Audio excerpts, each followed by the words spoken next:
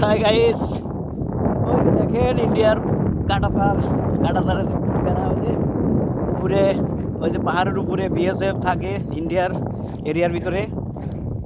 আমাদের বাঙালি বিএসএফ এদিকে নাই না। দেখেন এই যে চলে যাচ্ছি আমরা, এখন চলে যাচ্ছি আমাদের প্রজেক্টে। এই হিমালয়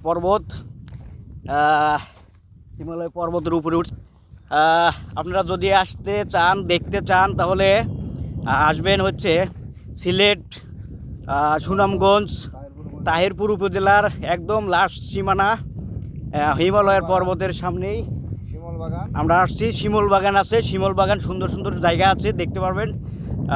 আপনারা যদি দেখতে চান তাহলে চলে আসেন। আর হিমালয় পর্বতটি হচ্ছে শিমল বাগান থেকে আরও 3 কিলোমিটার দূরে। আমরা পায়ে হেঁটে আসছি।